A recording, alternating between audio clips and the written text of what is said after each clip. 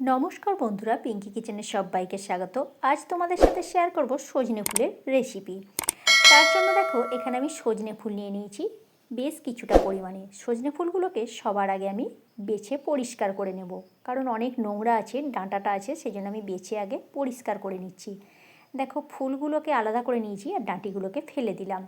নিয়ে নিয়েছি এখানে বেগুন, আলু আর শিম। এবারে সমস্তটা ছোট ছোট টুকরো করে আমি কেটে নেব। শিম, আলু আর বেগুনটা ছোট ছোট টুকরো করে কেটে নিয়েছি আর দুটো কাঁচা লঙ্কা নিয়ে নিয়েছি। এবারে সবার প্রথম সজনে ফুলটাকে আমি খুব ভালো করে ধুয়ে নেব। জলের মধ্যে সামান্য একটু নুন দিয়ে খুব ভালো করে সজনে ফুলটাকে ধুয়ে নিতে হবে। সজনে ফুলগুলো আমি দুবার ধরে ভালো করে ধুয়ে নিলাম। এবারে গ্যাসের মধ্যে একটা কড়াই বসিয়ে দিয়েছি। কড়াইয়ের মধ্যে দিয়ে দিলাম বেশ কিছুটা পরিমাণে সরিষার তেল। তেল খুব ভালোভাবে গরম হয়ে যাওয়ার পর দিয়ে দিলাম বড়ি। এখানে আমি কয়েকটা বড়িকে লাল লাল করে ভেজে তুলে নিলাম। এবারে ওই তেলের মধ্যে দিয়ে দিলাম সামান্য একটু পাঁচ ফোড়ন আর একটি শুকনো লঙ্কা। ফোড়নটা কয়েক সেকেন্ডের জন্য নাড়াচাড়া করে ভেজে নিলাম। ভেজে নিয়ে দিয়ে দিচ্ছি কেটে রাখা আলু। সজনে ফুল কিন্তু খুবই খাওয়া উপকারী, আর বসন্তকালে তো একদমই উপকার, কারণ যেহেতু পক শাম এই সময় হয়, আর সজনে ফুল, সজনে ডাঁটা এগুলো খাওয়া কিন্তু খুবই দরকার, আর এটা খুবই প্রয়োজনীয়।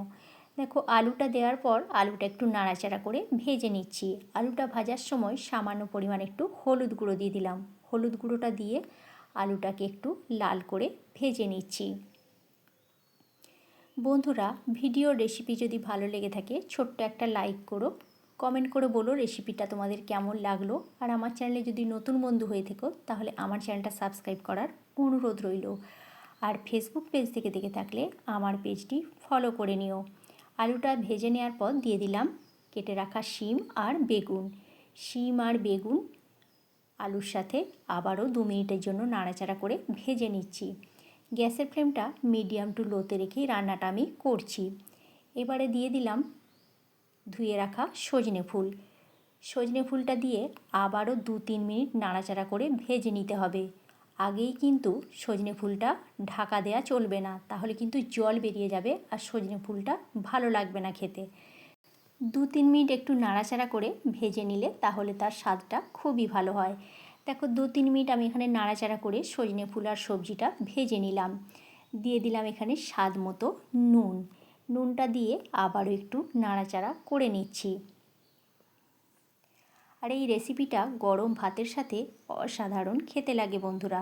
তোমরা একবার হলেও রেসিপিটা ট্রাই করো, আশা করছি ভালোই লাগবে। দিয়ে দিলাম এখানে সামান্য পরিমাণে একটু লঙ্কার গুঁড়ো। এটা সম্পূর্ণ ঝালের জন্য, তোমরা যেমন পরিমাণে ঝাল খাবে সেরকম পরিমাণে ঝালটা দেবে। খুব ভালো করে আবার একটু নাড়াচাড়া করে নিলাম। দেখো, সজনে ফুলটা একদম কমে গেছে। এবারে এই পর্যায়ে দিয়ে দিচ্ছি বেশ কিছুটা পরিমাণে জল। এখানে খুব একটা বেশি জলের দরকার হবে না, যেহেতু আলুটা আমি ভেজে নিয়েছি। অনেকটাই কিন্তু মজে হয়ে গেছে ফুল, বেগুন আর শিমটা। সামান্য পরিমাণেই জলটা এখানে দিয়েছি। জলটা দেওয়ার পর খুব ভালো করে মিশিয়ে নিলাম। ওপর থেকে দিয়ে দিলাম 2টা চেরা কাঁচা লঙ্কা। এবার একটা ঢাকনা দিয়ে ঢেকে দিচ্ছি 3 থেকে 4 মিনিটের জন্য। ততক্ষণ আমি পোস্তটা শিলের মধ্যে বেটে নেব।